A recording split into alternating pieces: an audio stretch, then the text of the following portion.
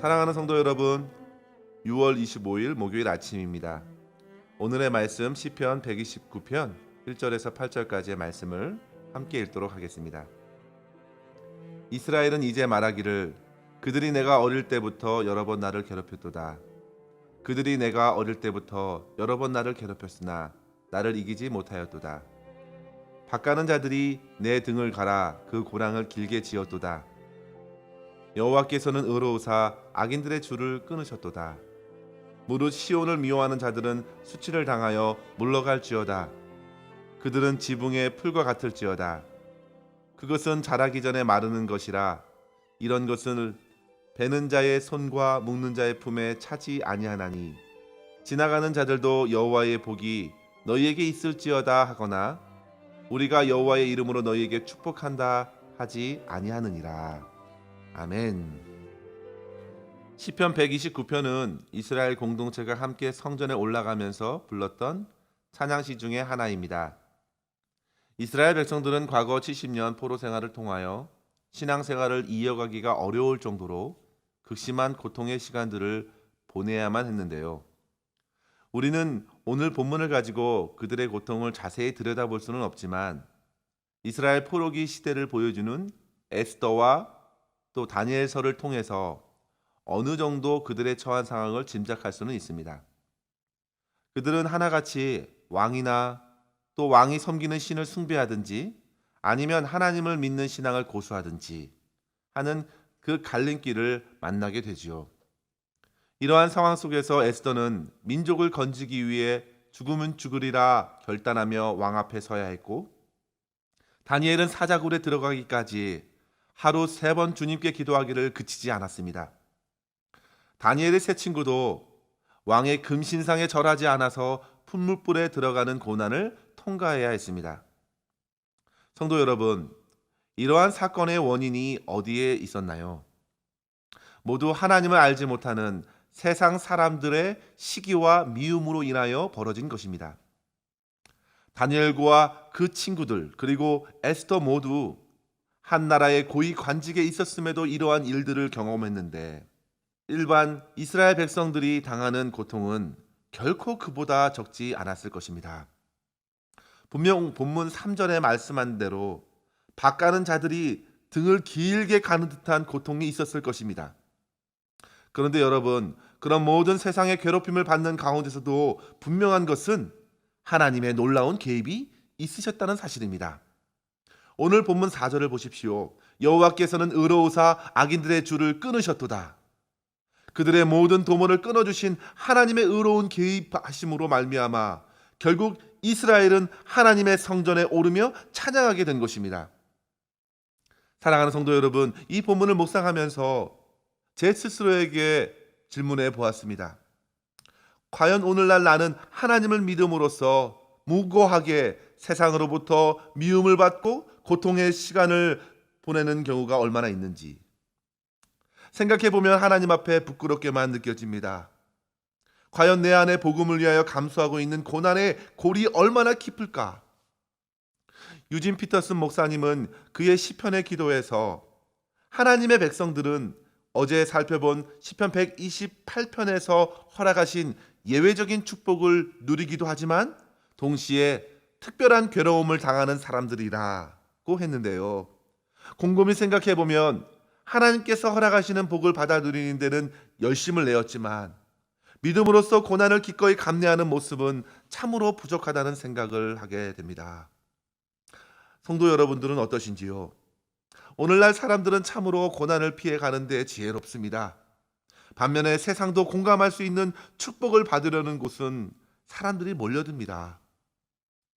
과연 예수님께서 말씀하신 대로 생명의 길은 좁고 협착하여 찾는 이가 적다 하신 것, 그것이 생각이 납니다. 우리는 어느 길에 어느 정도 걸어가고 있는지 스스로 돌아보고 회개하여야겠습니다.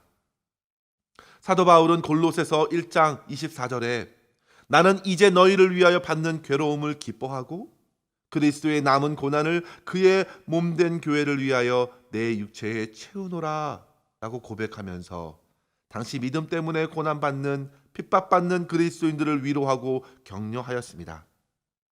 성도 여러분, 간절히 바라기는 우리 모두가 고난 없는 신앙, 십자가 없는 영광, 헌신 없는 상급이 아니라 주님을 위해 헌신하고 고난도 자처할 수 있는 믿음으로 살아가면서 시편 129편을 가지고 주님 앞으로 나아가 진정한 찬양을 드릴 수 있기를 바랍니다.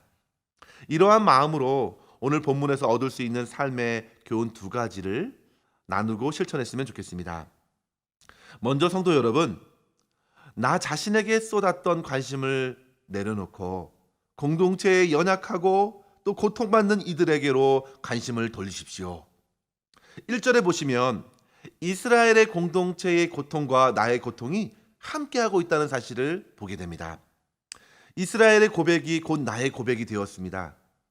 여기서 시인이 생각하는 고통은 나만의 고통이 아니라 이스라엘 모두가 공감하고 겪고 있는 고통이라는 사실이죠.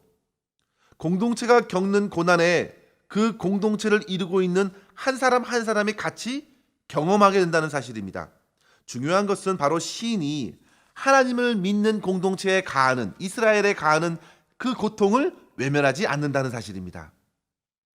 그리고 그 고통 안에 함께 있어서 함께 아파하였기에 이 노래로서 주님 앞에 서게 된 것이죠. 괴롭히는 사람들은 나 한 사람을 미워하기 때문이 아닙니다. 바로 시온을 미워하기 때문입니다.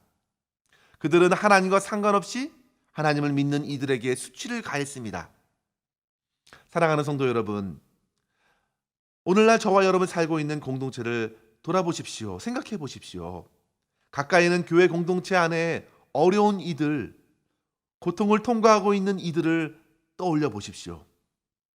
내가 지금 누군가에 의해 등에 밭 갈리는 듯한 심각한 고통을 경험하지 않고 있더라도 분명 가까이 있는 어떤 성도들 가운데에 불치의 병에 상한 마음으로 우는 이들이 분명히 있고요.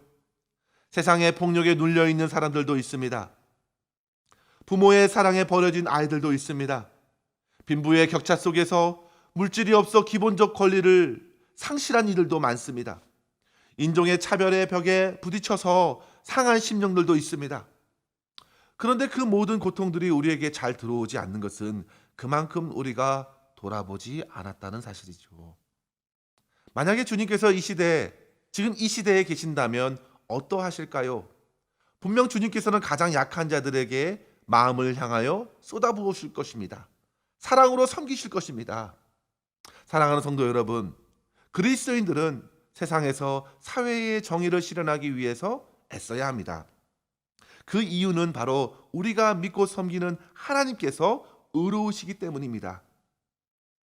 우리 나성하님 교회에서는 2달 전부터 시작하여 러브 엘세너너 사역의 일환으로 푸드뱅크 사역에 동참했는데요. 오늘 아침까지 진행할 것입니다. 그동안 매주 수백 명에게 나눠줄 콩과 쌀을 함께 포장하고 또 목요일 아침마다 주민들에게 나눠주는 사역에 참여해 주신 모든 성도님들께 감사를 드립니다. 참여하신 모든 분들은 자기의 소중한 시간을 쪼개어 참석하셨습니다. 얼마나 아름다운가요? 이러한 사역의 유익은 곧 주변의 어려운 이들을 생각하고 돌아보면서 실질적으로 기도하는 마음을 얻게 됩니다. 그들의 주린 배를 채우시고 또 영적인 허기까지 주님께서 돌보아 주시기를 간절히 기도하며 봉사하는 것은 참으로 복된 일입니다. 사랑하는 성도 여러분, 할 수 있는 대로 주변의 연약한 이들에게 관심을 가져보십시오. 교회 안에 연약한 이들을 신방하는 것, 열악한 선교지에 나아가서 그들의 고통을 함께 보고 도울 길이 없는가 모색하는 것, 우리 모두가 할 수 있는 사역입니다. 이러한 사역을 통하여 보다 공동체의 약함과 고통에 동참함으로 의로우신 주님께 더욱 가까이 나아갈 수 있는 저와 여러분 될 수 있기를 주님의 이름으로 간절히 축원합니다. 두 번째로 성도 여러분, 시편 129편을 통해서 우리는 고난 중에서도 끝까지 예수님을 바라보고 인내로서 고난을 통과해야 함을 깨닫습니다. 본문을 통해서 우리는 스스로 자기의 등을 내어주신 우리 주님을 생각할 수가 있습니다. 이사야서 53장 5절의 말씀에 그가 찔림은 우리의 허물 때문이요 그가 상함은 우리의 죄악 때문이라 라고 했습니다. 주님께서 고난 당하심으로 인해서 죄로 인하여 영원한 저주와 고통에 갇혀있던 저와 여러분이 자유케 된 것입니다. 또한 우리 주님께서는 부활하셔서 주님을 대적하고 핍박했던 모든 악한 자들의 도모를 완전히 끊어버리셨습니다. 하나님께서는 그렇게 예수님의 모습을 통하여 우리가 오늘 세상 안에서 당하는 괴롭힘과 고통에 굴하지 않고 견딜 힘을 공급해 주십니다. 히브리서 12장 3절에 보시면 너희가 피곤하여 낙심하지 않기 위하여 죄인들이 이같이 자기에게 거역한 일을 참으신 이를 생각하라 라고 했습니다. 사랑하는 성도 여러분, 지금 여러분들이 괴롭힘과 고난 중에 있다면 낙심하지 마시고 참으십시오. 그리고 십자가를 참으신 주님을 바라보고 의지하십시오. 결국 복음 안에서 우리 의로운 주님께서 모든 것을 회복시키실 것을 굳게 믿으시기를 바랍니다. 반드시 주님께서는 저와 여러분을 둘러싼 모든 괴로운 일들을 역전시켜 주실 것입니다.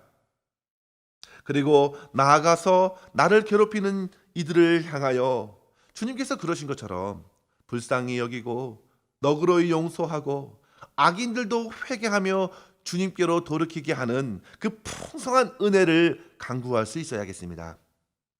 사랑하는 성도 여러분, 코로나가 가져다준 고난은 우리로 하여금 더욱 주님을 붙들게 합니다. 주님께서 자기를 부인하여 우리에게 찾아오셔서 우리를 구원하신 것처럼 우리도 자기 자신과 자기 가정에게 고정되었던 시선을 돌려서 주변에 고통받는 이들을 향하여 기도와 섬김으로써 착한 빛을 드러내고 의로우신 하나님의 구원을 풍성히 경험하는 그러한 은혜의 자리에 저와 여러분이 거하실 수 있기를 주님의 이름으로 간절히 축원합니다. 기도하겠습니다. 하나님 아버지 감사합니다. 오늘도 생명의 말씀을 통하여 우리의 영혼을 돌아보게 하시니 감사합니다. 주님, 안이한 신앙생활로서 오로지 자기의 고통만을 생각했던 저희들의 마음을 깨트려 주옵소서.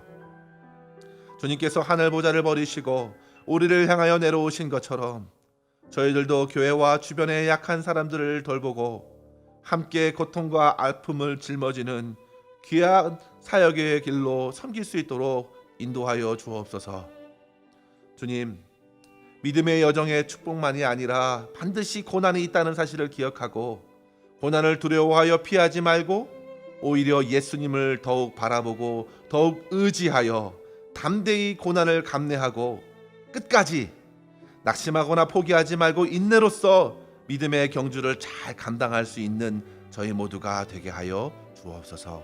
오늘도 그렇게 저희들을 선하게 인도해 주시기를 간절히 바라옵고 우리 구주 예수님의 이름으로 간절히 기도하옵나이다. 아멘. 사랑하는 성도 여러분, 오늘도 주 안에서 승리하시기를 바랍니다. 감사합니다.